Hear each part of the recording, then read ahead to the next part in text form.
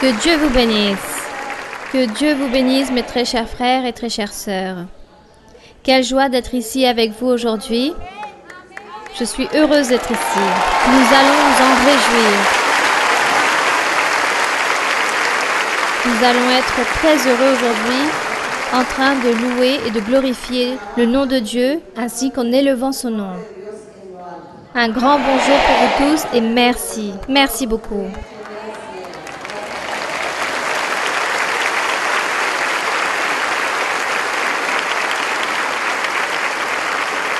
Bien, que la gloire soit pour notre Dieu. Où se trouvent les enfants de Dieu? Et comment aujourd'hui se trouve notre cœur? Qu'est-ce que vous avez dit? Et pourquoi nous sommes si heureux? Parce que Dieu est avec nous. Et Dieu enlaceur. Béni soit le nom du Seigneur. Si vous pouviez vous voir à partir d'ici, vous êtes tous vraiment très merveilleux. On dirait un champ ensoleillé. Nous allons vous présenter un homme très courageux qui est notre frère Eduardo Moreno, ainsi que son épouse, la sœur Angela. Nous vous demandons s'il vous plaît que vous puissiez venir ici devant. Notre frère César Eduardo, c'est le fils aîné de notre sœur Mara Luisa ainsi que de notre frère Luis Moreno. Notre frère César est le plus grand pilier de notre église.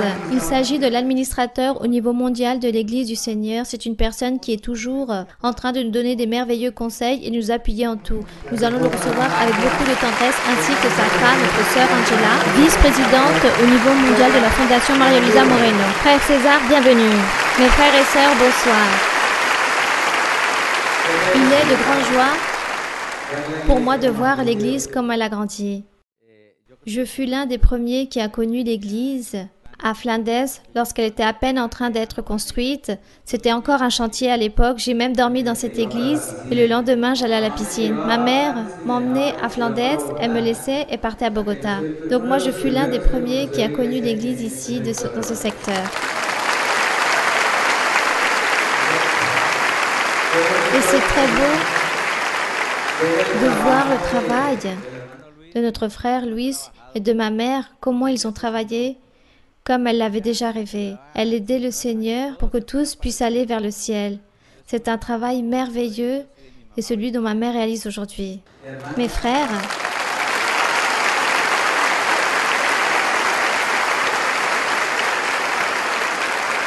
mes frères et sœurs, ma mère vit dans un autre pays que nous et lorsqu'elle vient là-bas à la maison, nous nous réjouissons car à chaque fois qu'elle commence à parler, elle termine par nous enseigner quelque chose de nouveau. Même encore hier, l'avion s'est retardé de 2-3 heures et nous avons appris quelque chose de nouveau. Dernièrement, même toujours, le Seigneur est en train de l'utiliser pour amplifier sa doctrine, pour révéler de nouvelles choses. Mes frères et sœurs, c'est incroyable. Je pense qu'avec tant d'années, la doctrine est déjà donnée, qu'il n'y a plus rien à rajouter ou à apprendre, mais chaque jour nous apprenons quelque chose de nouveau. Dieu l'utilise pour cela. Elle est bénie par Dieu. Le Seigneur l'a bénie, notre Père l'a bénie, en train de nous enseigner chaque jour beaucoup de choses. Et le Seigneur dit qu'il va lui donner une longue vie, ce qui signifie qu'il manque encore beaucoup de doctrines pour apprendre. Et je remercie Dieu pour avoir ce grand trésor, pouvoir encore partager à ses côtés. Et le frère André, le frère Carlos Alberto, eux, ils prennent des notes et ils vous enseignent tout ce que nous apprenons avec elles. Merci beaucoup, mes frères, et que Dieu vous bénisse. Merci beaucoup au frère César. Ce sont des paroles très merveilleuses. Que Dieu vous bénisse. Notre sœur Angela va prendre le micro. Elle va vous saluer. C'est la vice-présidente au niveau mondial de la Fondation. Pour que vous puissiez la connaître. Elle fait un travail très merveilleux. Félicitations, ma sœur. Allez-y, ma sœur. Merci beaucoup, mon frère Carlos Alberto. Depuis toute petite, j'ai toujours voulu travailler dans un travail social. Depuis les 8 ans, j'ai toujours voulu aider les personnes qui en étaient plus dans le besoin, mais je ne savais pas sous quelle forme. Et là-bas, ce rêve est devenu réalité. Je suis en train de travailler et je travaillerai jusqu'au jour où Dieu me le permette. Aujourd'hui, je veux vous partager qu'une brigade de santé a été réalisée il y a 15 jours, là-bas à Shashika, où la plupart du temps s'est présentée notre sœur Mara Luisa. et cela fut très fructueux. On a pu accueillir 530 frères et sœurs de Sashika, de Villa de Leyva, de Chiquinquirá, Timana. On a pu les accueillir dans la médecine générale et spécialisée en examens de laboratoire, échographie, électrocardiogramme. On a pu leur donner 57 paires de lunettes et 758 médicaments. À 16 frères et sœurs qui sortent, vous pouvez les voir à travers l'écran. Eux, c'était les bénéficiaires. Le groupe, on dirait qu'il est petit, car réellement, on ne peut pas dans les brigades de santé avoir 500, 1000 ou 2000 personnes en même temps, ou sinon ils peuvent s'affaiblir ou s'évanouir. Donc ce groupe de personnes ont pu bénéficier de prothèses dentaires complètes. Ce fut ces 16 frères et sœurs.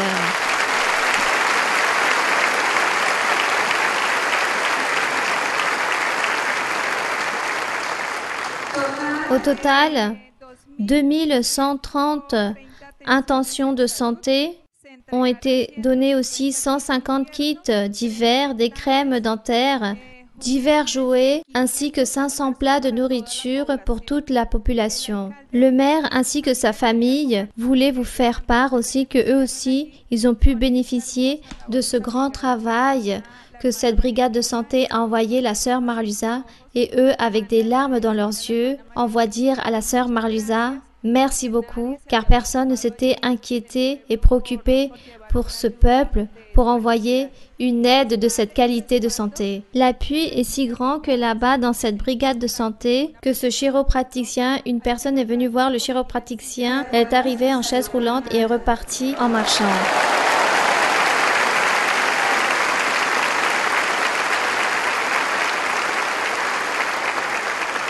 Une autre personne aussi est arrivée avec une protubérance qu'elle avait eue toute sa vie au niveau du dos, et aussi elle est repartie sans elle.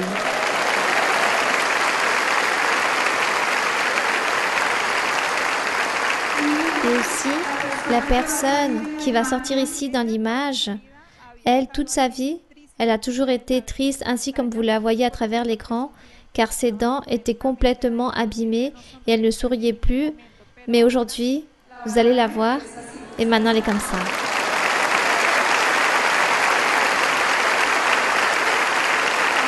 Ici, là, nous pouvons voir la dentiste. Notre dentiste, elle, avait un cancer, et la sœur Marluza lui a imposé les mains, et aujourd'hui, elle n'a plus rien. Le cancer a disparu.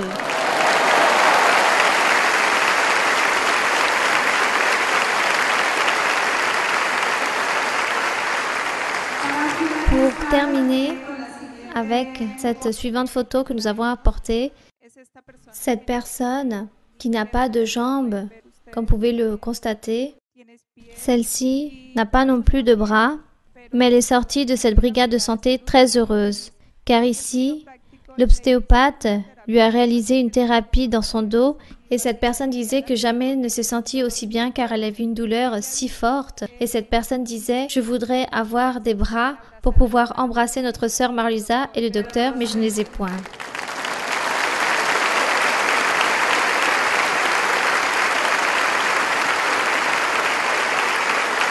Merci beaucoup. Gloire à Dieu. Un grand applaudissement aussi pour la Fondation internationale María Luisa de Moreno. C'est une fondation unique dans le monde, car il y a toujours des solutions intégrales, des résolutions matérielles, mais aussi plus profondes, comme des paralysés qui sortent en marchant ou des personnes qui ont le cancer qui sortent complètement guéries. Il y a aussi des donations de maisons, d'écoles. Donc, il s'agit d'une fondation unique. Gloire au Seigneur. C'est des merveilles qui nous permettent de vivre. Gloire au Seigneur. C'est pourquoi il est merveilleux de louer le Seigneur, de lire la Bible. Demandez à Dieu qu'il vous donne cette compréhension. Ces derniers jours, la sœur disait, ce n'est pas le fait de lire et encore lire versets, plein de versets. Lisez juste 2, 3, 5 versets et méditez en eux. Et vous allez apprendre beaucoup. Nous allons donc maintenant chanter ce cantique si merveilleux, l'hymne numéro 130. Les Saintes Écritures, hymne 130. Nous allons chanter avec beaucoup de ferveur, en train de comprendre chaque mot, pour chanter avec intelligence. Merci Seigneur pour ta parole. Tout cela est merveilleux de voir cette grande bénédiction.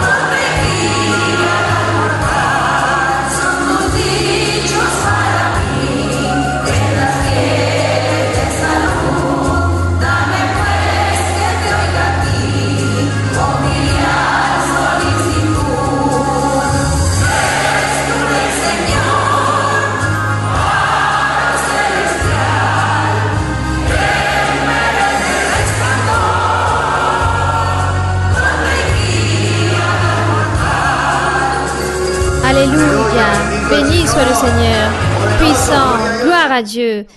C'est un merveilleux hymne. Cet hymne est merveilleux. Nous allons donc maintenant nous mettre debout et nous allons chanter des cantiques de louange notre Seigneur, des cantiques de louange pour honorer le Seigneur. Bien sûr que oui. Pour combien d'entre vous la Bible est comme un phare? Quoi sert un phare? Pour éclairer. Comme la Bible a été écrite par des saints, des hommes de Dieu, on a besoin d'une personne sainte, remplie de Dieu, que Dieu inspire et révèle. Vous connaissez quelqu'un qui est ainsi? Et comment l'appelons-nous? Oui, c'est merveilleux, gloire à Dieu. Nous allons donc commencer à chanter ce cantique 52. L'église Étienne, qui pense que cela est ainsi, que c'est l'église du Seigneur? Qui pense que celle-ci est l'église du Dieu vivant? Colonne de vérité, où sont écrits les noms de ceux qui doivent être sauvés. Gloire à Dieu. Chantons donc avec toute notre âme et que ce colisée puisse s'agiter et que notre voix puisse retentir pour recevoir notre sœur Mara-Luisa, que nous puissions la recevoir avec toute cette chaleur spirituelle, avec toute cette ferveur. Cantique numéro 52. Merci Seigneur. Ici se trouve ton Église. Gloire à Dieu. Nous te remercions, Seigneur, que nous faisons partie de l'Église du Seigneur. L'Église du Dieu vivant. Merci, Seigneur, pour toutes ces bénédictions.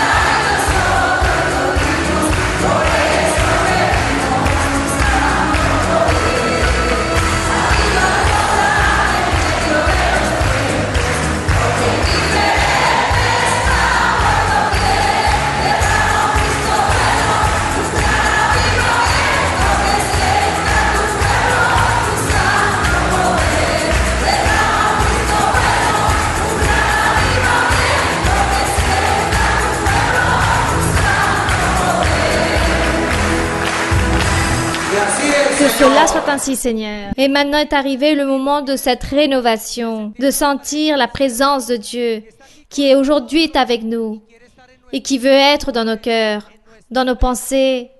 Et pour cela, il y a une femme qui est vertueuse, qui a gagné de la dignité et des honneurs devant Dieu.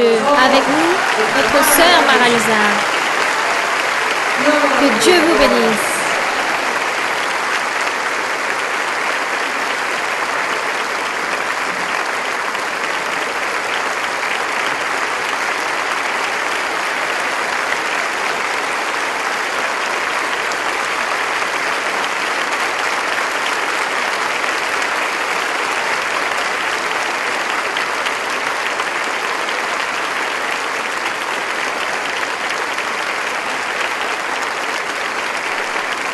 Bonsoir mes frères et sœurs, mes très chers frères et très chères sœurs, que Dieu vous bénisse. Je souris car il y a une chaleur très forte et qui me fait suer, mais bon.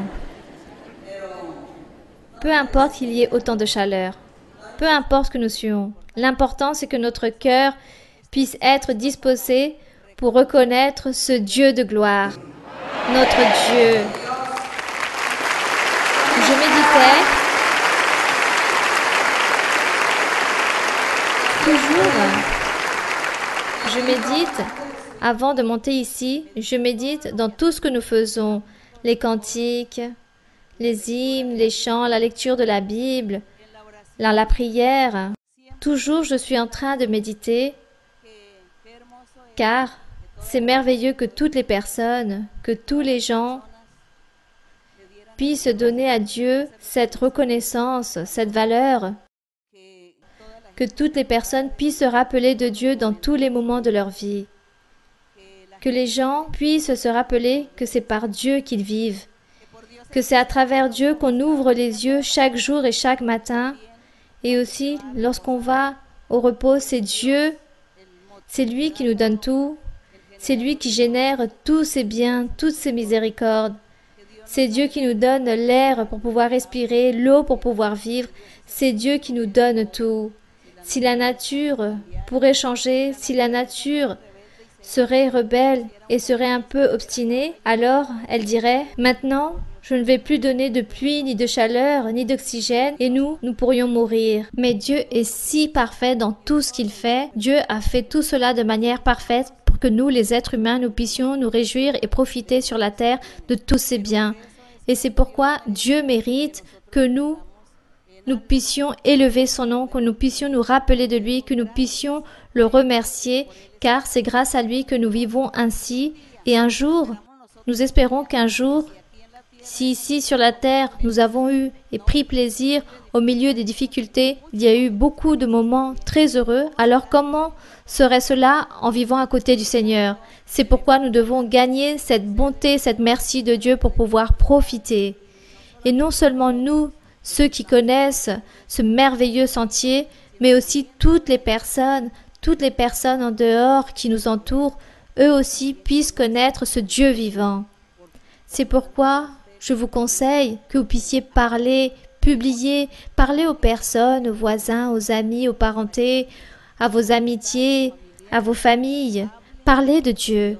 Dites-leur que Dieu existe, que Dieu mérite, que nous puissions le remercier, que nous puissions le louer, que nous puissions lui rendre hommage.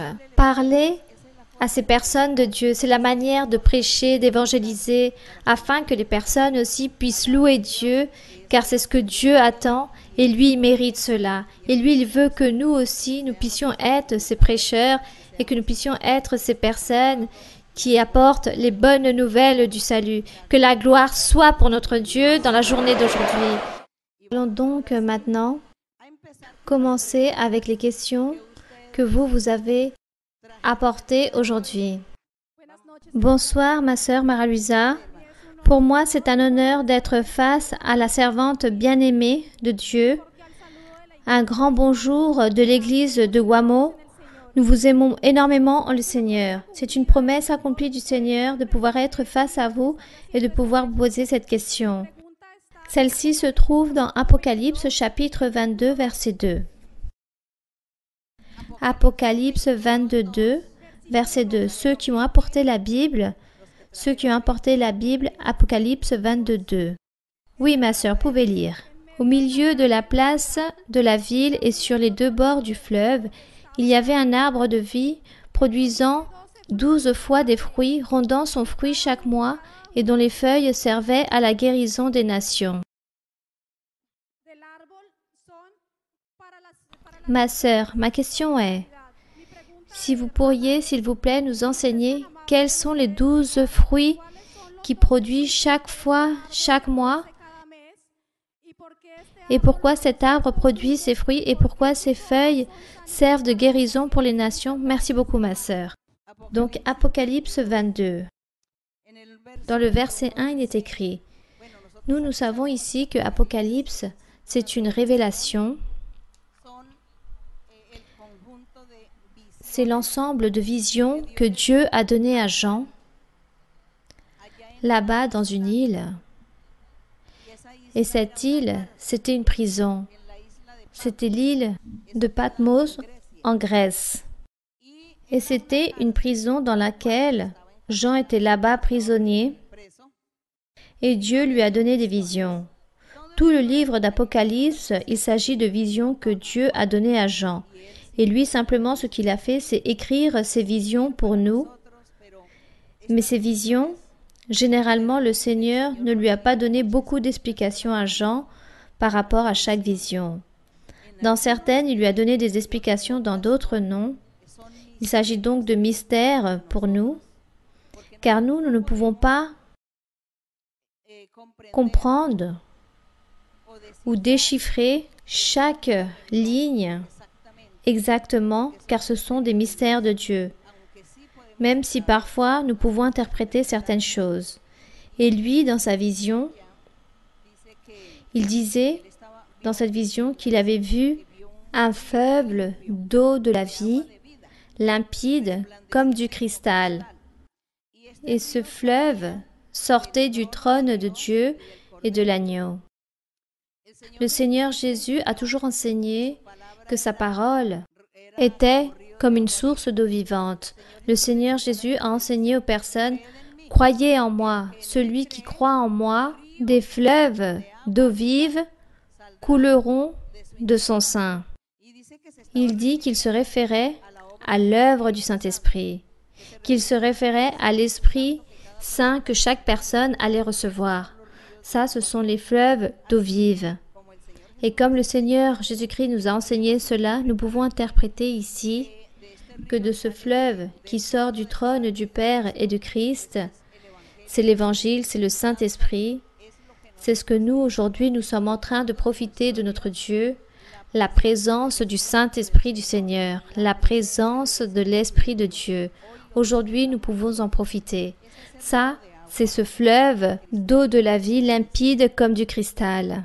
Il dit qu'il vit aussi une ville, et au milieu de la place de cette ville, qui est la même église, c'est l'église du Seigneur, il dit que l'église se convertit comme une ville, et elle se convertit comme un grand édifice, très grand, et qu'au milieu de la place de la ville et sur les deux bords du fleuve, il y avait un arbre de vie.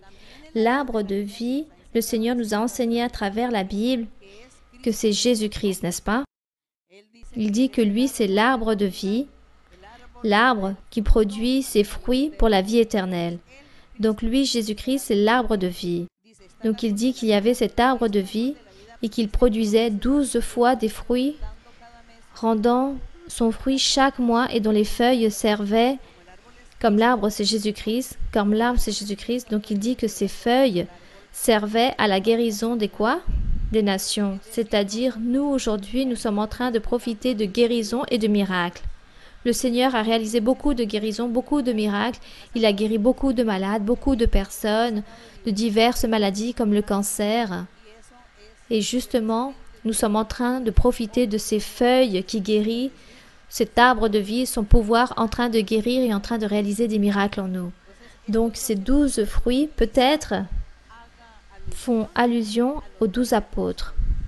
Tout d'abord, il y a eu les 12 tribus d'Israël, et ensuite dans l'Église du Seigneur, les 12 apôtres, c'est les fondements le fondement que le Seigneur Jésus a établi dans son Église lorsqu'il a commencé à édifier son temple sur ces 12 fondements, ces 12 apôtres qu'il avait nommés. Donc ces 12 fruits où il dit qu'il rend de chaque mois, peut-être il s'agit des apôtres, et généralement tous les versets, si nous les assemblons, c'est la prédication de l'évangile pur de notre Seigneur Jésus-Christ. C'est cela. Bien, continuons vers l'avant avec une autre question. Bonsoir, ma sœur Mara-Luisa. L'Église de Chaparral vous salue dans le grand amour du Seigneur. Merci pour cette merveilleuse bénédiction que vous nous permettez de vivre ce soir. Ma question se trouve dans Lévitique chapitre 12, du verset 1 au 5. Lévitique 12, du 1 au 5. Du 1 au 5, oui, vous pouvez lire. Merci, ma sœur. L'Éternel parla à Moïse et dit, « Parle aux enfants d'Israël et dis, « Lorsqu'une femme deviendra enceinte et qu'elle enfantera un mâle, elle sera impure pendant 7 jours. Elle sera impure comme au temps de son indisposition menstruelle. Le 8e jour, l'enfant sera circoncis. Elle restera encore 33 jours à se purifier de son sang. Elle ne touchera aucune chose sainte, et elle n'ira point au sanctuaire jusqu'à ce que les jours de sa purification soient accomplis. Si elle enfante une fille, elle sera impure pendant 2 semaines, comme au temps de son indisposition menstruelle. Elle restera 66 jours à se purifier de son sang. » Ma question est basée donc dans ces versets. Dans la loi de Moïse, lorsqu'une femme enfanta un mâle, le temps de purification était de 40 jours. Cependant, si elle engendra une fille, son temps de purification était de 80 jours. Ma question est, quelle était la purification à l'époque d'avant et quelle est la purification de nous les femmes aujourd'hui? Aujourd'hui, nous voyons que les femmes gardent ces 40 jours. S'agit-il d'une coutume lors de la loi de Moïse? Est-ce que cela est accordé, il est bon de le faire ou est-il incorrect? Nous, autant qu'Église du Seigneur. Merci beaucoup, ma sœur, pour votre réponse et que Dieu continue à vous bénir énormément. Merci. Bon, aujourd'hui, cela n'a aucun sens. Il ne faut pas accomplir ces choses-là. La purification d'aujourd'hui, c'est la même chose par rapport à la question de la sanctification. C'est la même chose. Tout ce que Dieu a imposé dans l'Antiquité, lors de la loi de Moïse, c'était le symbole ou c'était l'ombre de ce que dans le futur, les nouvelles générations de l'Évangile du Seigneur Jésus-Christ, les générations qui allaient venir et croire en le Seigneur, devaient vivre cette sainteté et ce cœur pur. Car le Seigneur dit, « Qui habitera dans ce lieu saint? Qui habitera dans le lieu de la sainteté de notre Dieu? Qui montera à la montagne de la sainteté? Qui sera devant la présence du Seigneur? » Et lui, il répond, « Celui qui aura les mains innocentes et celui qui aura un cœur pur. » C'est-à-dire que votre cœur doit être pur. Ça, c'est la purification. Ce n'était pas juste une question pour les femmes, mais les hommes et les femmes. Car à l'époque de la loi de Moïse, les hommes aussi devaient se purifier. La femme se purifiait de cette façon. Par exemple, lorsqu'elle enfanta des enfants, elle se purifiait en disant qu'elle ne pouvait plus aller au temple durant 40 jours ou 70 jours. Elle ne pouvait pas et elle était considérée impure. Elle ne pouvait point participer de toutes les choses sacrées, des coutumes que se réalisaient dans le temple du Seigneur, dans le tabernacle. Elle ne pouvait plus faire cela. Et le fait de ne pas aller durant tous ces jours, on disait qu'elle était en train de se purifier. Les hommes aussi devaient se purifier pour aller au temple du Seigneur. Donc les sacrificateurs, tous devaient se purifier, car le Seigneur exigeait de la sainteté. Et si quelqu'un allait au temple du Seigneur sans se purifier, il mourait sur le coup. Aujourd'hui, le Seigneur nous pardonne, il passe par-dessus beaucoup de choses en nous, Mais nous aussi, nous devons marcher sous la purification du Seigneur, c'est-à-dire ne pas pratiquer le péché. Je suis toujours en train de mentionner certains péchés, mais il y en existe énormément. J'en énumère certains parce qu'ils affectent plus la vie spirituelle de certaines personnes. J'énumère beaucoup de péchés à chaque fois que je suis en train d'enseigner la doctrine.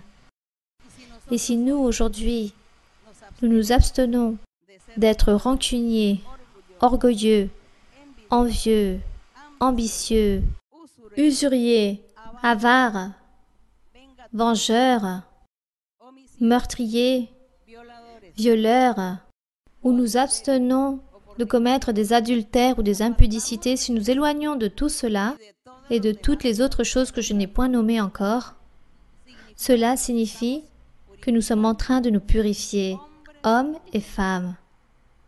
Nous sommes en train de nous purifier. Nous devons vivre sous cette purification ou sous cette sainteté pour Dieu, de manière constante.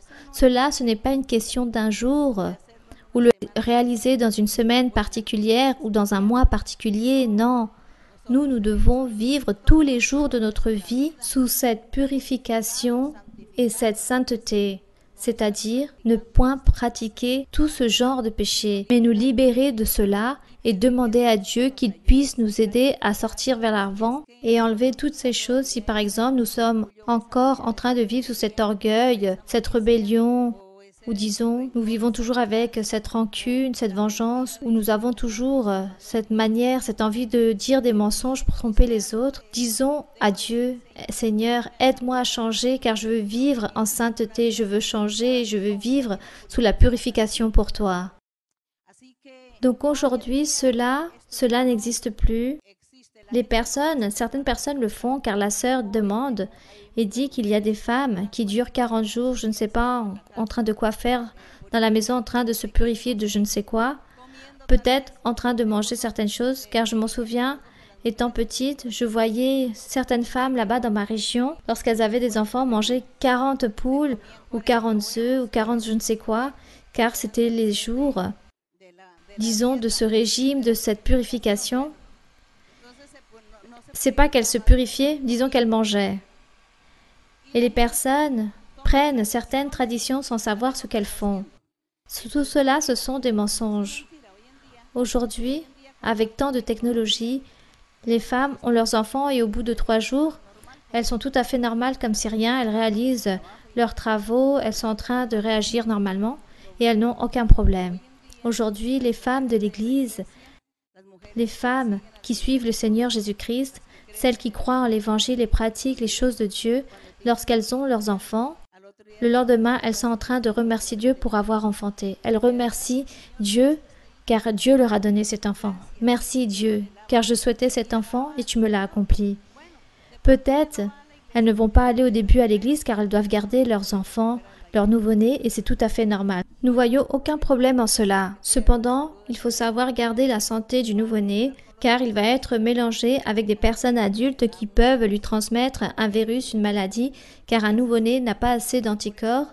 Donc disons que il vaut mieux garder son nouveau-né à la maison et une fois que le bébé aura 3, 4, 6 mois, vous pouvez l'apporter à l'église afin qu'on puisse lui imposer les mains et bon. Il s'agit donc juste d'une question de santé pour le nouveau-né. Et de ce fait, la femme se garde donc de toute maladie ou de tout virus. Mais celui qui a inventé toutes ces histoires des régimes et des 40 jours et qu'il faut manger une poule, des œufs, un chocolat et je ne sais pas quoi d'autre faut-il manger, bon.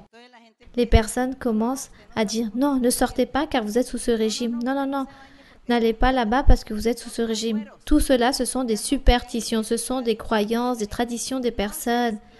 Ne devenez pas esclaves de tout cela. Tout cela est une esclavitude. Nous devons sortir de tout cela, de tout ce que le diable, toutes les idées que le diable a établies à nos ancêtres. Bien. Donc tout ce qui est ici dans la Bible, ce que nous venons de lire, aujourd'hui nous le pratiquons de manière spirituelle, hommes et femmes en train de se sanctifier et de se purifier pour Dieu. Bien. Une autre question? Ma sœur, bonsoir. L'église de Kashipai vous aime énormément en le Seigneur. Nous vous félicitons pour être cet exemple vivant d'amour et de vertu pour nous tous. J'ai deux questions qui sont très importantes pour moi, par le fait que j'ai la promesse de servir le Seigneur, comme la promesse d'aujourd'hui qui s'accomplit, que j'allais être face à la servante aimée en train de lui poser des questions. Ma sœur, nous qui avons cette promesse de servir Dieu dans beaucoup d'aspects, et spécialement depuis le pupitre, nous devons nous préparer tant pour paître les brebis, mais aussi pour prêcher la sainte parole de Dieu. Car prêcher, c'est donner ou amplifier ou faire connaître la parole de Dieu à nos frères et sœurs comme nous sommes en train de le faire.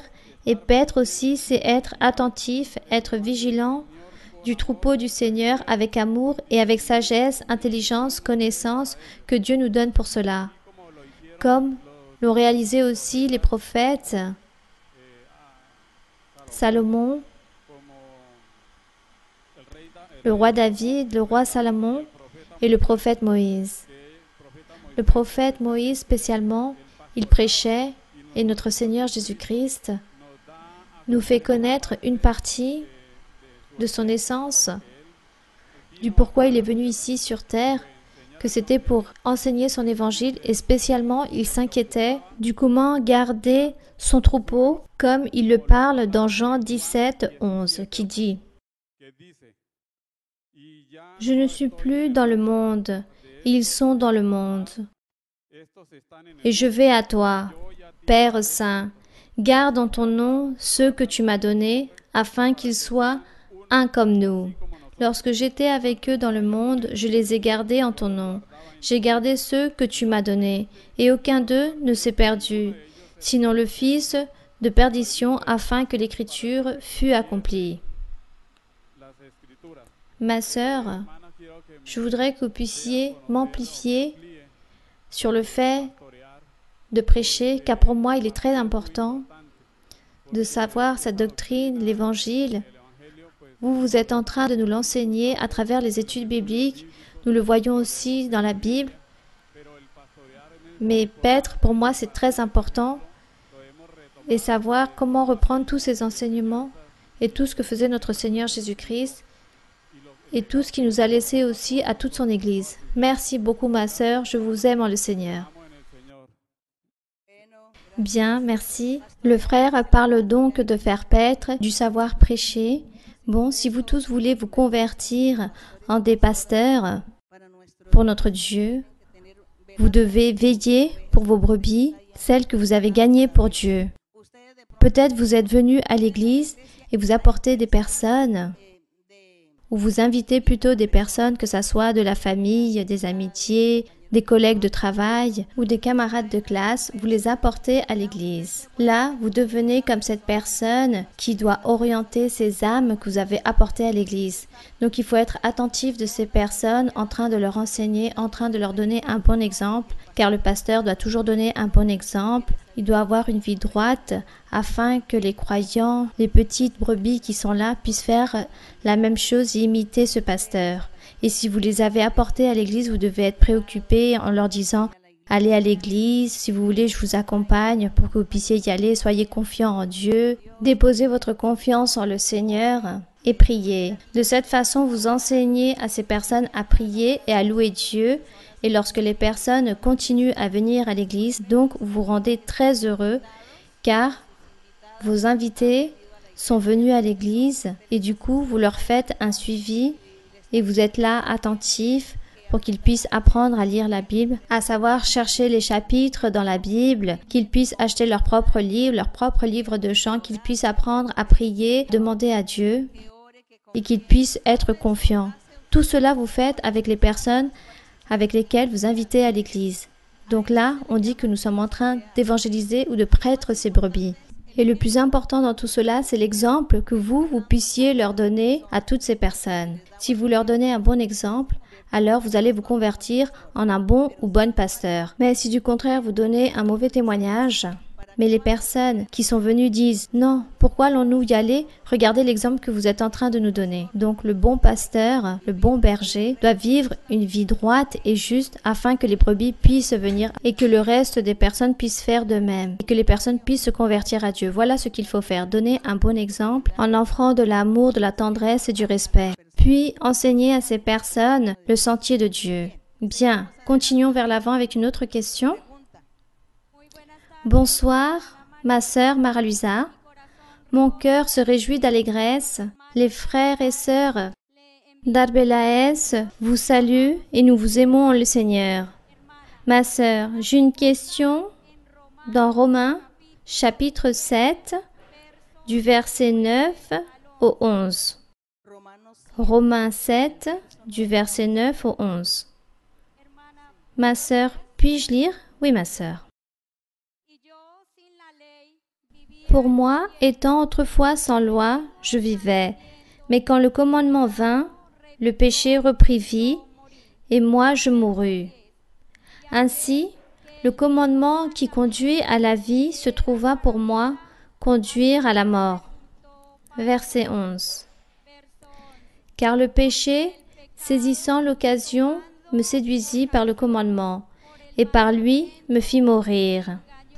Ma sœur Mara-Luisa, ma question se trouve dans le dernier verset lorsqu'il dit « Il me séduisit par le commandement et par lui il me fit mourir ». Ma sœur, pourriez-vous s'il vous plaît nous interpréter vis-à-vis à cela? Également, oui? Oui, ma sœur, aussi quoi? J'ai aussi une autre question dans Romains 7. Quel est le commandement par lequel je vivais, mais qui ensuite je mourus? Merci, ma sœur.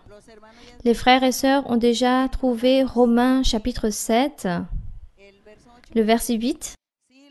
Ceux qui ont apporté la Bible, vous êtes là sur la lecture. Lisons donc à partir du verset 7. L'apôtre Paul est en train de faire une différence entre la loi de Moïse et la loi de l'Évangile, ou la loi de Moïse et la loi de l'Esprit. C'est le même Évangile. Lui, il est en train de faire une différence entre les deux lois. C'est pourquoi il dit dans le verset 7, « Que dirons-nous donc? La loi est-elle péché, c'est-à-dire la loi de Moïse? Est-elle un péché? Non, loin de là. » Et l'apôtre dit, « Mais je n'ai connu le péché que par la loi de Moïse. » Donc il est en train de dire, « Je ne connaissais pas avant le péché, et lorsque la loi de Moïse arriva, je connus le péché. » Donc, comment cela se fait-il? Cela est un peu contradictoire. Il dit, « Car je n'aurais pas connu la convoitise si la loi n'eût dit, tu ne convoiteras point. » Faites attention à cela. Il s'avère que dans la loi de Moïse est venue à partir de quand? À partir du même Moïse. Dieu appela Moïse lorsqu'il vivait en Égypte. Et Dieu a dit à Moïse, qu'est-ce que Dieu lui a dit? Qu'il devait sortir d'Égypte et qu'il devait apporter qui? Le peuple d'Israël, n'est-ce pas? Certains se rappellent à peu près combien de personnes sont parties d'Égypte? À peu près plus de 600 000 personnes. Et Dieu a dit à Moïse, sors d'Égypte et sors ce peuple qui était là, esclave en Égypte, et moi je vais leur enseigner mes lois. Car avant Moïse, c'est-à-dire lorsque Abraham existait, Isaac, Jacob, il n'y avait point de loi.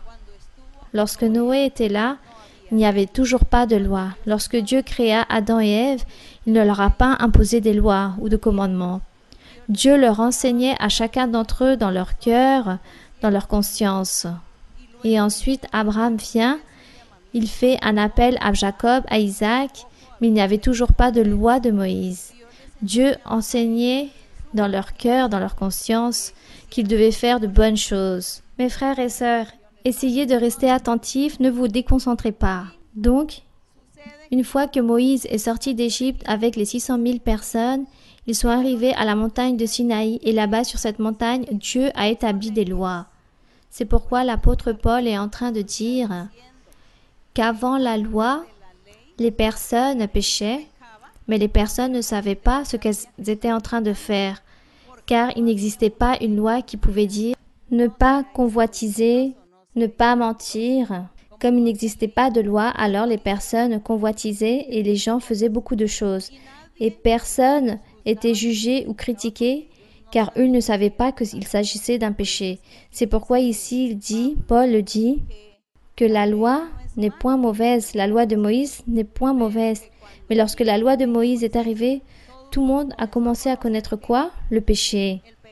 Parce que la loi a commencé à dicter une série de péchés en disant ne faites pas ceci, ne faites pas cela, honore ton père, ne tue point, ne commets pas d'homicide, ne sois pas ambitieux. Dieu a commencé à énumérer les lois et tous ont commencé à découvrir qu'ils étaient en train de pratiquer ce genre d'infraction, de péché, et que eux ils étaient en train d'offenser Dieu sans le savoir. C'est pourquoi l'apôtre est clair et dit dans le verset 8, ou plutôt à la fin du verset 7, pendant que la loi n'existait point, ils ne savaient pas que convoitiser était un péché. Une fois que la loi est venue, Dieu a dit, tu ne convoiteras point. Ils ont découvert que convoitiser était un péché. Et le verset 8 dit, et le péché, saisissant l'occasion, produisit en moi par le commandement toutes sortes de convoitises. Car sans la loi, le péché est mort. C'est-à-dire que les personnes, lorsque la loi dit qu'il ne faut pas convoitiser, les personnes, au lieu de changer pour bien, ils ont commencé à convoitiser, à réaliser des mauvaises œuvres juste pour contredire Dieu. Voilà comment réagissent toutes ces personnes. Ah, comme Dieu dit qu'il ne faut pas travailler le jour du sabbat, alors moi je vais travailler afin de voir que va-t-il se passer. Et comme Dieu dit qu'il faut honorer son père et sa mère, moi je vais devenir irresponsable et je ne vais point les honorer pour voir que va-t-il se passer si je contredis Dieu. Que va-t-il donc se passer si je fais tout le contraire? Donc les personnes, dans leur curiosité, ont commencé à vivre dans le péché. Et c'est pour cela, ici, dans le verset 9, lisez ce que dit Paul. « Pour moi, étant autrefois sans loi, je vivais. Mais quand le commandement vint, le péché reprit vie. Et moi, je mourus. » Voilà. Donc lui, il se lamente. Il dit, « Avant la loi, je vivais.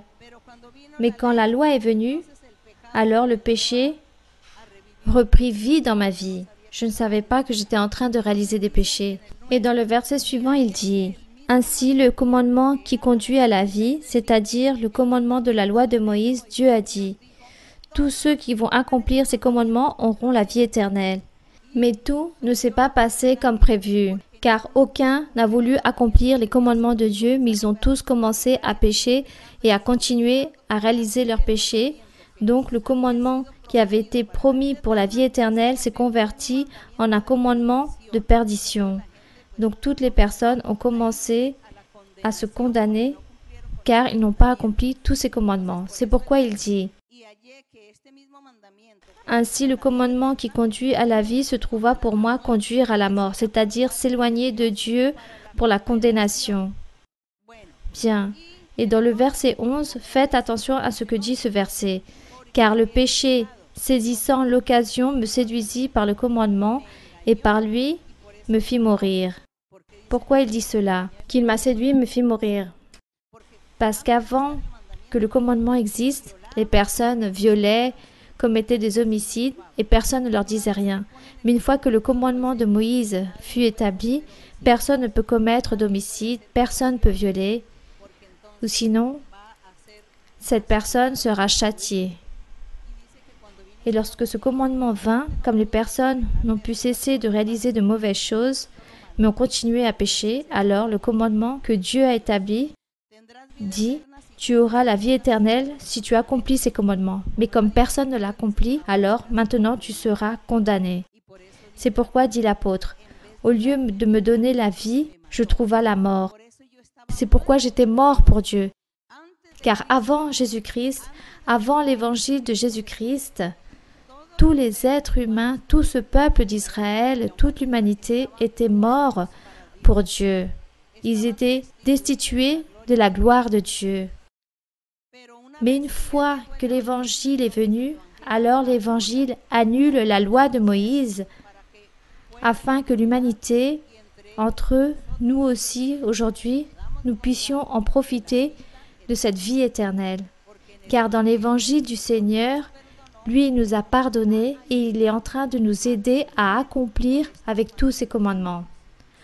Il s'agit des mêmes commandements, mais aujourd'hui, l'Esprit Saint nous aide à changer et à accomplir les commandements, chose que dans l'Antiquité, personne n'a pu accomplir les commandements de Moïse, car l'Esprit Saint n'existait point.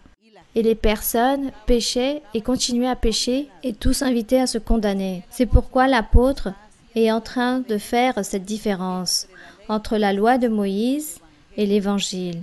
Il dit que la loi de Moïse, au lieu de lui donner la vie, lui a donné la mort. Mais aujourd'hui, nous sommes avec Jésus-Christ. Et avec ce commandement de Jésus-Christ de l'Évangile, nous pouvons obtenir la vie. Nous avions la mort, mais aujourd'hui nous avons la vie éternelle en le Seigneur. Bien, continuons vers l'avant. Ce sujet est très long et complexe. Le livre de Romains, c'est ce qu'il y a de plus beau. La doctrine est profonde, elle est complexe. Ici, je vous ai donné un petit aperçu de ce qu'il en était, mais aussi arrivera l'opportunité pour pouvoir étudier Romains chapitre par chapitre et verset par verset. Et nous en prendrons grand plaisir. Bien, continuons. Bonsoir, ma sœur Mara-Luisa. Bienvenue à la ville de Girardot. Ma sœur Mara-Luisa, l'église de Espinal vous aime beaucoup en le Seigneur. Que Dieu vous bénisse et on espère que vous puissiez continuer à resplendir sous cette forme. Ma sœur Mara-Luisa, j'ai une question qui se trouve dans le premier livre de Timothée, chapitre 6, du verset 3 au 6. Puis-je lire, ma sœur? Oui, donc premier livre du Timothée 6, oui, ma sœur. Oui, mon frère, pouvez lire. Si quelqu'un enseigne de fausses doctrines et ne s'attache pas aux saines paroles de notre Seigneur Jésus-Christ et à la doctrine qui est selon la piété, il est enflé d'orgueil, il ne sait rien, et il a la maladie des questions oiseuses et des disputes de mots, d'où naissent l'envie, les querelles, les calomnies, les mauvais soupçons, les vaines discussions d'hommes corrompus d'entendement, privés de la vérité, et croyant que la piété est une source de gain. Verset 6. C'est en effet une grande source de gain que la piété avec le contentement. Ma sœur, je voudrais que vous puissiez nous expliquer un peu plus sur le verset 6, où il parle de la piété. Pourquoi la piété se convertit en une grande source de gain, ainsi de contentement, surtout pour les vies spirituelles de nous les jeunes, car aussi il est écrit dans le deuxième livre de Timothée, chapitre 2, verset 22, où il est écrit « Fuis les passions de la jeunesse et recherche la justice, la foi, la charité, la paix avec ceux qui invoquent le Seigneur d'un cœur pur. » Merci, ma sœur Mara-Luisa. Donc, pour les jeunes, le frère dit pour les jeunes. Donc, les jeunes, mais aussi les adultes, sont autant responsables devant Dieu. Ici, Dieu n'est pas en train de regarder juste le jeune en disant « Ah, celui-ci, comme il est jeune, alors je vais laisser passer certaines choses. » Non, Dieu traite les jeunes de la même façon que les adultes. Il leur enseigne et Dieu veut que les jeunes puissent apprendre la doctrine, qu'ils puissent apprendre à bien se comporter, à bien vivre leur sainteté, en train de se sanctifier dans leur vie. C'est pourquoi il dit que les passions de la jeunesse... Qu'est-ce que la passion de la jeunesse? Cet homme qui est désordonné, qui commence à ouvrir ses yeux pour le monde, il veut explorer le monde. Il veut voir et vivre toutes les choses et sentir les choses pour voir qu'est-ce qui va se passer en lui. Alors ce jeune se déborde dans ses instincts et commence à faire des folies et commence à commettre beaucoup de folies. Donc Dieu dit qu'il ne faut pas faire cela, qu'il faut chercher Dieu, qu'il essaie plutôt de chercher l'Esprit Saint, de recevoir les dons spirituels pour que Dieu puisse l'aider à être intelligent, droit, juste, afin que Dieu l'aide à voir la vie d'un point de vue différent à celui de la folie des jeunes. Donc Dieu dit à ces jeunes, cherchez aussi mon chemin et cherchez les choses spirituelles, car il existe aussi des jeunes qui sont très responsables devant Dieu. Cependant, nous, dans l'Église, nous ne réalisons pas des programmes spéciaux pour les jeunes, comme il en existe dans beaucoup d'églises, beaucoup de dénominations, où ils ont des programmes en particulier pour les enfants, pour les jeunes, pour les femmes, pour les hommes, des programmes aussi spéciaux pour les adultes. Pour tous, ils ont un programme très spécial. Donc, par exemple, aux jeunes, on leur donne des philosophies, des programmes, des choses qui ne valent même pas la peine, qui sont plutôt inutiles pour la vie spirituelle, car ils disent qu'il faut les occuper afin qu'ils ne pêchent point. Voilà ce que disent ces certaines dénominations. Les jeunes, il faut les occuper ici, former un certain programme ou établir, leur donner des films, réaliser des voyages, des bals, des pique-niques, faire des choses spéciales afin qu'ils ne soient pas là-bas dans le monde en train de pécher. Et cela, ce sont des mensonges.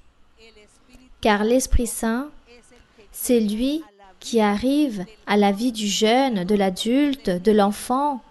Et le Saint-Esprit, c'est lui qui se charge de changer, de transformer et d'enlever toutes ces tendances au péché qui ne sont plutôt mauvaises. Il les enlève aux jeunes.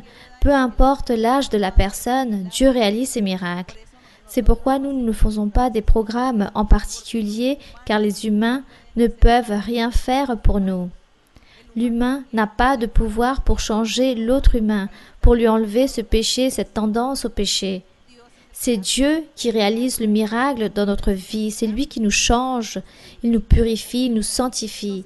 Donc nous voyons que le Saint-Esprit parle aux jeunes, il leur réalise des promesses et les jeunes de cette façon commencent à avoir du respect envers Dieu et commencent à valoriser les choses du Seigneur, à vouloir servir Dieu, comme ainsi ici disait Paul à Tite, à Philémon, il leur disait à Timothée aussi que c'était des jeunes, il disait « Vous, Dieu vous a fait un appel, Dieu est en train de vous enseigner la doctrine, continuez vers l'avant, travaillez, enseignez aux autres qu'ils doivent chercher Dieu, mais non à travers des programmes ou à travers de grandes choses pour changer les personnes. Nous ne faisons pas ces choses-là, car ici, Dieu, le Saint-Esprit, c'est lui qui se charge de transformer même les propres enfants.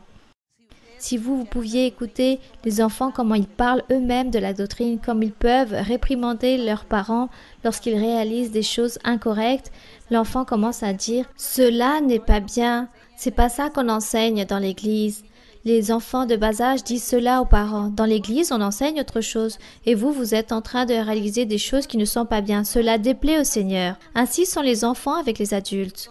Donc, si l'enfant, le Saint-Esprit commence aussi à lui faire comprendre le véritable chemin, alors raison de plus aux jeunes, il va mieux comprendre. Donc, ici, nous ne faisons pas des programmes spéciaux, mais à tous, on vous dit soyez sincères, droits, justes, aimez Dieu, disposez votre cœur pour Dieu et vous allez voir que Dieu va tout réaliser dans votre vie et vous donnera le bonheur. Donc ici, par rapport à ce que disait le frère, il était en train de lire ici dans Timothée 6, mais j'ai vu qu'il s'est plus focalisé par rapport aux jeunes. Et ici, il dit dans le verset 6, « C'est en effet une grande source de gain que la piété avec le contentement. » La piété, c'est l'évangile de Jésus-Christ. La piété, c'est l'évangile de Jésus-Christ, c'est vivre une vie remplie de piété, sans péché, une vie, on dit que l'impie réalise le péché, offense Dieu, tandis que les miséricordieux, eux, font la volonté de Dieu. Donc, ce mot piété ou les pieux, c'est-à-dire faire le bien, être bon, clément, miséricordieux, c'est faire les bonnes choses devant Dieu, ne point pécher, c'est cela. Une source de gain accompagnée de contentement parce que nous n'avons rien apporté dans ce monde et il est évident que nous n'en pouvons rien emporter. Et c'est Dieu qui se charge avec son évangile de nous enseigner à être miséricordieux, où il nous enseigne à être de bons hommes, de bonnes femmes, en train de réaliser de bonnes œuvres, en train de réaliser la miséricorde, en train de réaliser la justice, en train de vivre une vie droite et juste devant Dieu. Voilà ce que signifie ce mot piété. Donc, lorsque nous pratiquons toutes ces choses, alors qui n'est pas heureux? Qui n'est pas joyeux avec Dieu? Continuons en avant avec les questions. Frères et sœurs, ma sœur Maralusa, bonsoir, que Dieu continue à vous bénir. Avec tout le respect que je dois à ces personnes, je voudrais vous poser des questions car ces personnes ne sont plus ici aujourd'hui. Car tous deux sont mortes de cancer. Une venait à l'église et la deuxième non. Celle qui venait à l'église, à travers toutes ses occupations, le Seigneur sûrement s'est compromis à réaliser de grands changements dans sa vie, mais à travers le cancer de cette sœur, disons, sa mobilité était très limitée et je ne sais pas non plus jusqu'à quel point Dieu a fait sa volonté, mais lors de ces derniers jours, son époux, celui qui l'accompagnait, a commencé à l'emmener dans un lieu où, soi-disant, la Vierge s'apparaissait, ou parfois il l'emmenait dans d'autres lieux, disons, chez des personnes qui réalisaient des sorcelleries, par exemple ma sœur. Et pour compléter tout cela, cette personne a autorisé que des personnes de d'autres dénominations puissent venir lui imposer les mains. Et cette soi-disant pasteur disait « Tu sais où tu dois partir, où tu dois aller lorsque tu vas mourir ?» Et cela m'a laissé un peu perplexe, très intriguée durant beaucoup d'années. Et dans le deuxième cas de la personne qui ne venait pas à l'église, je considère que c'est une personne, comme elle ne venait pas à l'église, comme sûrement elle devait se réunir dans une autre église. Lorsque nous sommes partis la voir, cette personne s'est rendue compte que lorsque nous étions en train de lui rendre visite, sa mère a dit que d'autres personnes venaient de d'autres dénominations pour lui imposer les mains. Et cette personne nous a dit « Je ne vais pas permettre qu'on m'impose les mains, car normal, elle n'appartenait pas à l'église, car ces personnes viennent pour prendre mon âme. » Je ne sais pas, ma sœur, qu'est-ce que vous pourriez nous enseigner dans ces cas-là? Dans les derniers moments de notre vie, nous pouvons perdre toutes ces bénédictions ou toutes les choses que nous avons pu faire pour obtenir la vie éternelle. Merci, ma sœur. Ce que je comprends, c'est que la sœur, ce qu'elle est en train de nous raconter, c'est qu'elle a connu deux personnes qui venaient à l'église. Oui, ma sœur. Ah, pardon, que la première oui et l'autre non. Donc, celle qui venait à l'église n'a jamais compris le plan de Dieu. Elle n'a pas compris la parole du Seigneur. Sûrement, elle avait ses pensées dans les ténèbres. Elle est venue pour perdre son temps.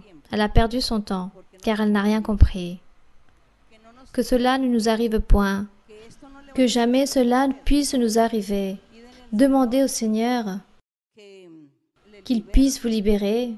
Demandez à Dieu qu'il vous donne cette conviction, que vous puissiez comprendre le chemin du Seigneur, afin que vous puissiez recevoir la bénédiction de Dieu, afin que vous ne perdiez point tous ces bénéfices que Dieu offre lorsque nous connaissons l'évangile véritable du Seigneur. Nous n'allons pas juger ces deux personnes, mais comme l'une d'entre elles, il y en a beaucoup comme elles qui viennent à l'église et qui n'ont toujours pas compris, qui ne comprennent pas. Et de ce fait, ces personnes restent sans la bénédiction de Dieu, comme elles ne se convertissent point au Seigneur, alors c'est comme si elles ne faisaient rien, elles restent éloignées de Dieu. Rappelons-nous que le Seigneur Jésus-Christ a toujours dit « Beaucoup seront appelés, mais peu seront les élus. » Et de ces beaucoup qui seront appelés et choisis, les personnes ne comprennent pas car leurs pensées sont obscures, ne veulent pas comprendre car leur cœur est endurci, car ils sont remplis de croyances, d'idolâtrie, de superstitions et de tant de choses, de tant de traditions qu'elles ne veulent pas offrir leur cœur à Dieu, elles ne veulent pas disposer leur cœur pour le Seigneur, et c'est pourquoi le Seigneur ne peut réaliser ce miracle en ces personnes. Que nous ne soyons pas entre ces beaucoup appelés, mais que nous soyons dans les élus de Dieu. Et nous devons demander à Dieu de la liberté. Demandez à Dieu de la liberté. Si vous vous sentez lié, vous sentez que vous n'avez pas cette liberté pour prier, pour comprendre les choses du Seigneur, pour lire la Bible, pour pouvoir recevoir les choses spirituelles, vous sentez que vous n'y arrivez pas, alors demandez à Dieu, dites Seigneur, je suis lié, je suis prisonnier. J'ai tous ces empêchements, j'ai beaucoup d'obstacles, libère-moi Seigneur, car je veux comprendre ton chemin, apprendre de ton nom, je veux continuer à faire ta volonté, je veux recevoir tes bénédictions, je veux recevoir les choses spirituelles, je veux te plaire. Luttez, luttez pour votre vie spirituelle, luttez pour pouvoir comprendre le chemin du Seigneur afin que Dieu un jour ne vous éloigne point et faire selon comment le Seigneur l'a déjà annoncé. Par rapport à l'ivraie et le blé, le Seigneur dit, laissez croître ensemble l'un et l'autre et jusqu'à la moisson, et à l'époque de la moisson, je dirai au moissonneur, arrachez d'abord l'ivraie et liez-la aux gerbes pour la brûler. Qu'aucun d'entre nous puissions être cet ivraie, mais que nous soyons de bons fruits, que nous soyons ici, non en train de perdre notre temps. Profitons donc le temps au maximum. Soyez sincères avec Dieu. Oubliez-vous de toutes ces traductions, de toutes ces superstitions, de toutes ces prières anciennes.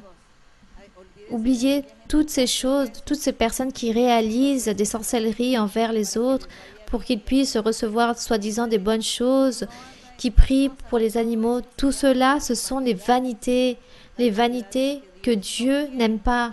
Il faut s'oublier de toutes ces idolâtries, de toutes ces croyances.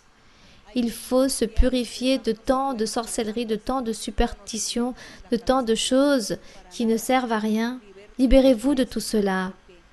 Car je sais qu'aujourd'hui, beaucoup de personnes, hors agglomération, qui vivent dans les campagnes, dans les provinces, dans les montagnes, là-bas, ces personnes se sont inventées une série de choses pour tromper et profiter de l'argent des autres, pour tromper les personnes. Croyez en ces prières et ils font tellement de choses.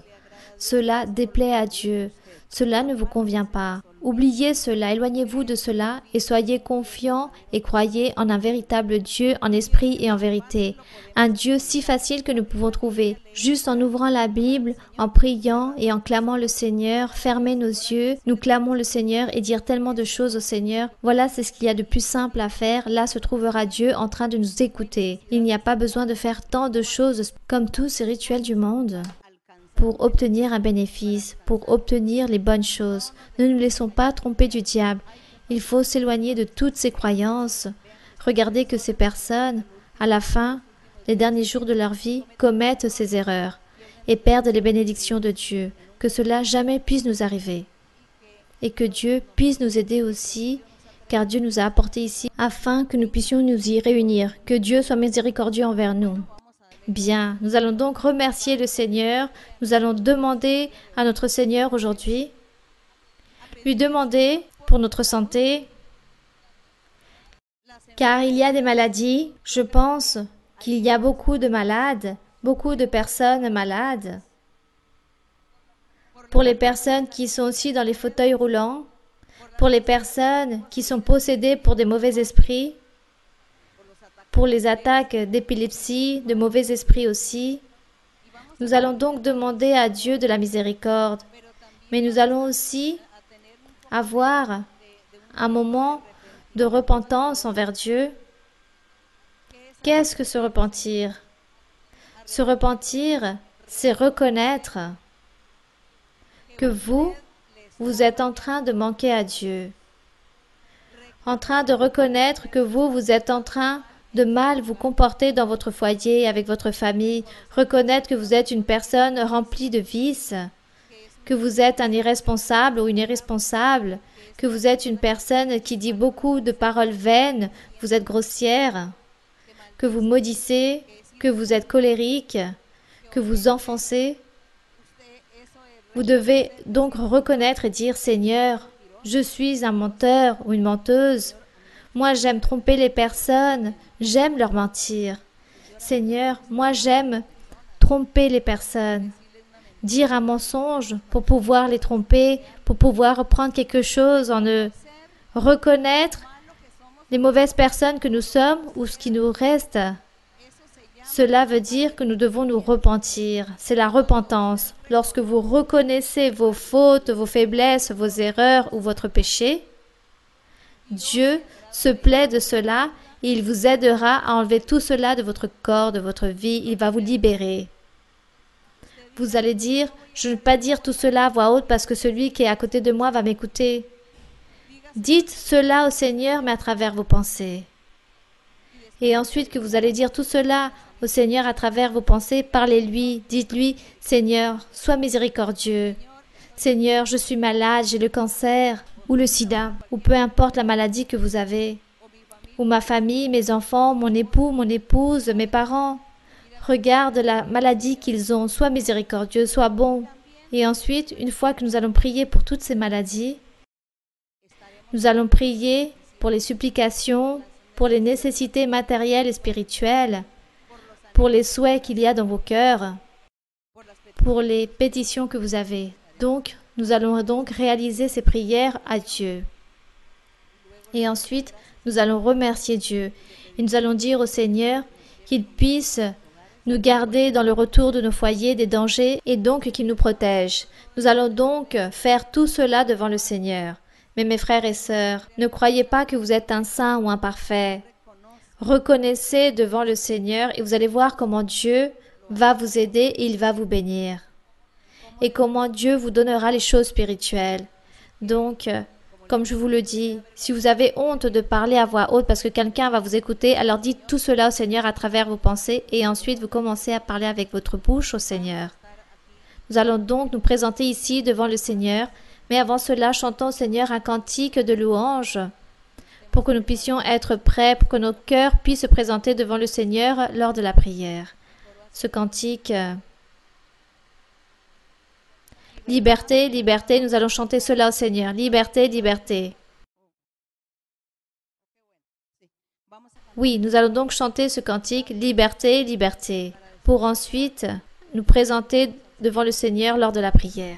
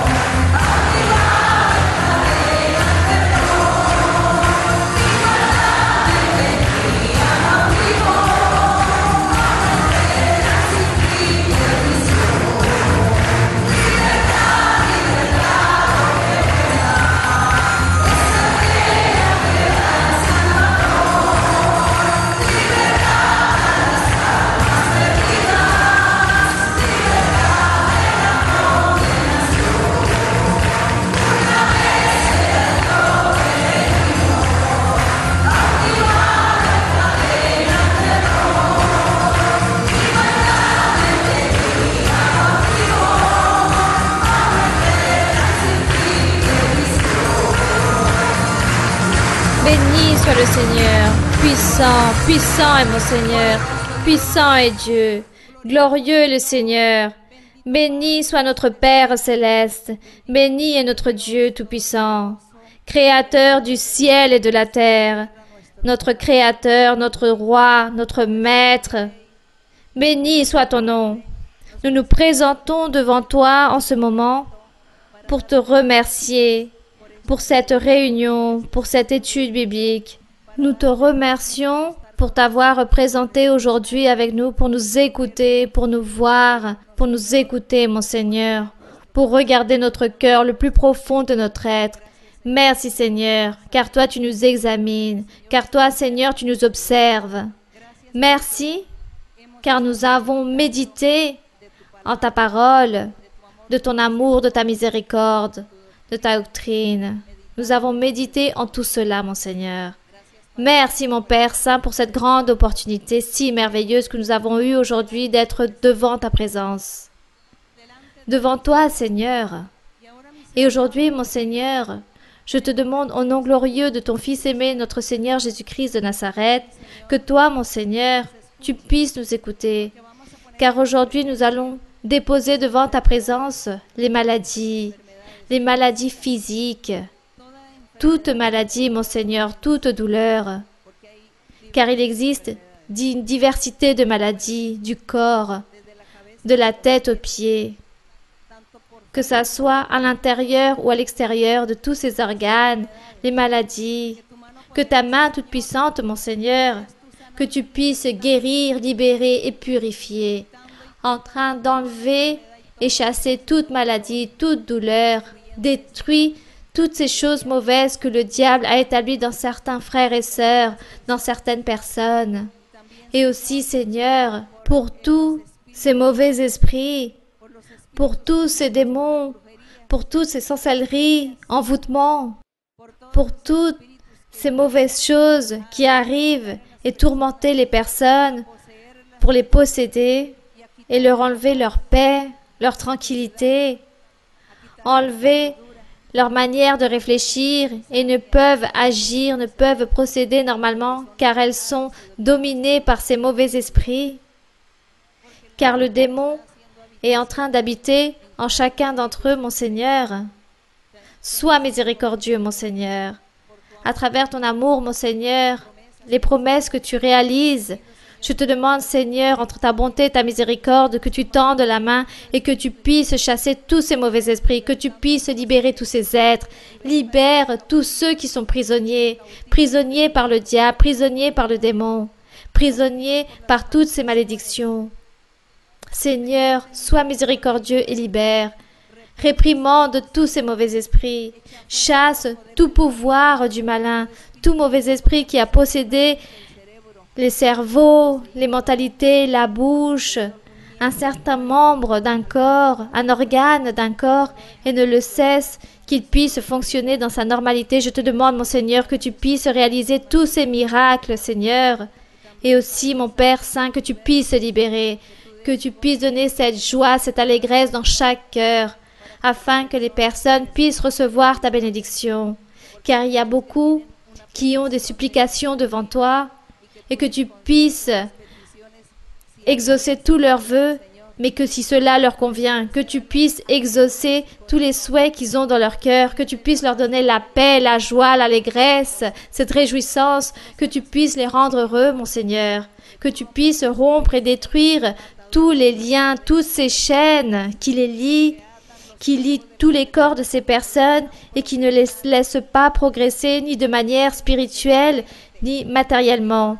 Seigneur, purifie, libère.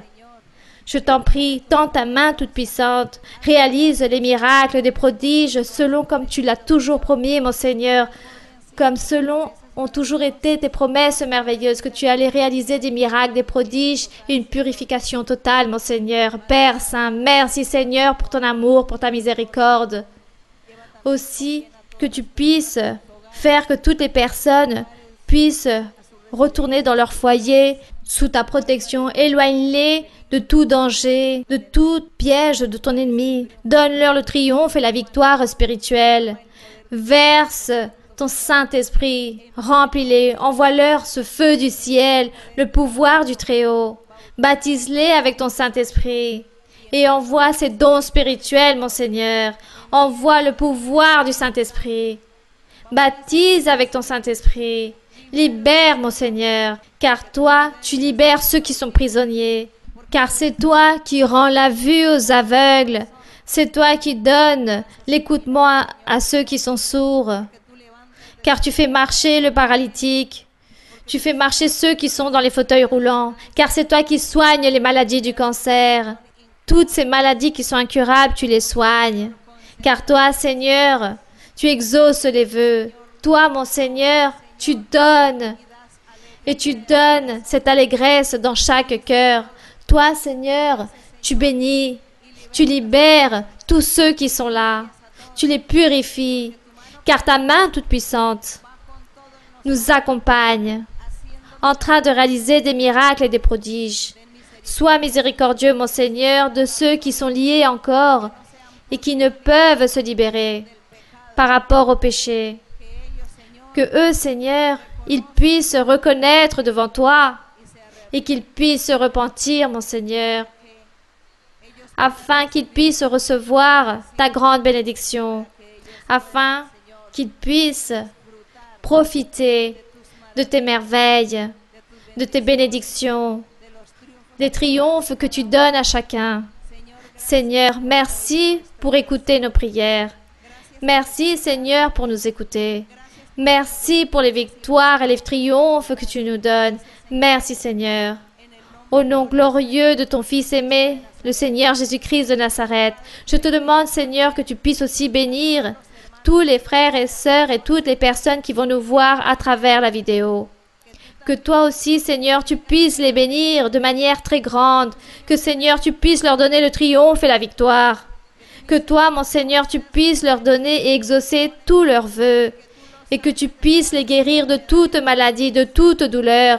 Et, Seigneur, que tu puisses libérer de tout mauvais esprit qui les possède. Réalise ces miracles, mon Père Saint. Toutes ces merveilles, mon Seigneur. Nous te remercions, mon Seigneur, à travers ta miséricorde, ton amour. Merci pour ta parole sainte. Nous te louons, mon Seigneur. Nous te donnons l'honneur et la gloire. Nous te bénissons, mon Seigneur. À toi appartient le royaume et le pouvoir. Tout être humain viendra vers toi et s'humiliera devant ta présence. Car tous doivent connaître ton nom.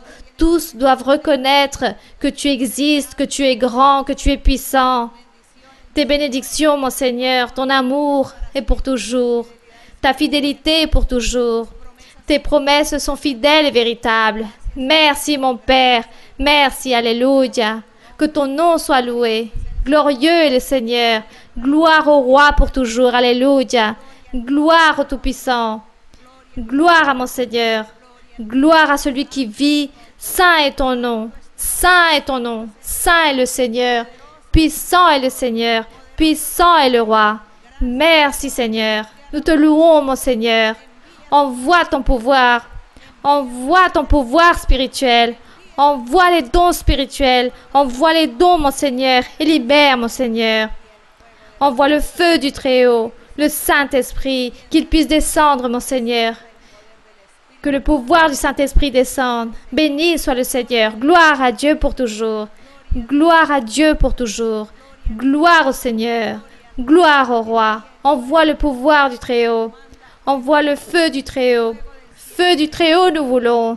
Feu du ciel nous voulons, mon Seigneur. Merci, Seigneur, pour ton amour. Merci, Seigneur, pour ta miséricorde, pour tes bénédictions. Merci, Alléluia. Gloire à Dieu. Gloire au Roi. El gozo del Señor mi fortaleza es. El gozo del Señor mi fortaleza es. El gozo del Señor mi fortaleza es. Y su gozo sin medida Él me da.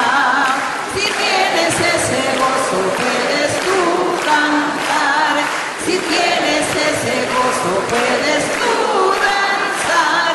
Si tienes ese gozo puedes tú gritar. Y su gozo sin medida Él te da. Del gozo del Señor mi fortaleza es. El gozo del Señor mi fortaleza es. El gozo del Señor mi fortaleza es. Y su gozo sin medida Él me da. Si tienes ese gozo puedes tú cantar. Si tienes ese gozo puedes tú danzar. Si tienes ese gozo puedes tú gritar. Y su gozo sin medida Él te da. Gloire au Seigneur. Gloire au Tout-Puissant pour toujours. Merci, Seigneur. Nous allons donc, Seigneur, te dire au revoir, Père Saint. Merci, Seigneur. Toma por favor mi mano, Señor. Contigo quiero ir. Con sangre aquí pagaste por mí.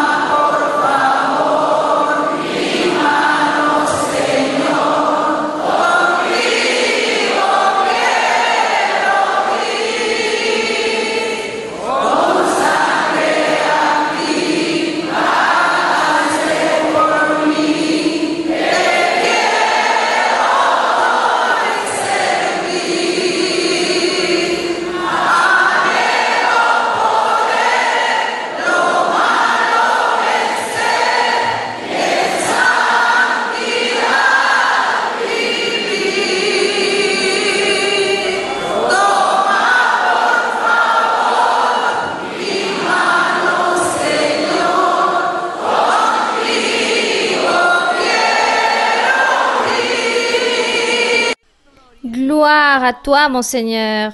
Merci, Seigneur. Merci, Père céleste. Béni soit Dieu. Merci, Seigneur. Pon aceite en mi lámpara, Señor. Pon aceite en mi lámpara, Señor. Que yo quiero servirte con amor. Pon aceite en mi lámpara, Señor. Señor Jesús, tú eres mi vida. Señor Jesús, tú eres amor, salvaste mi alma perdida, por eso te alabo con el corazón, salvaste mi alma perdida, por eso te alabo con el corazón.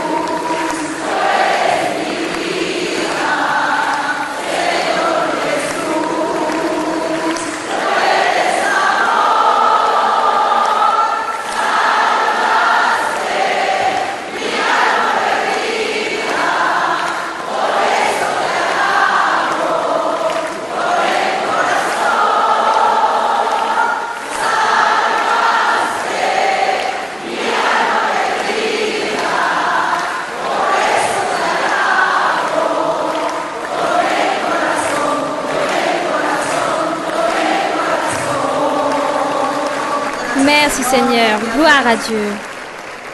Les louanges sont pour notre Dieu. Les louanges pour notre Dieu. La gloire et l'honneur soient pour notre Dieu.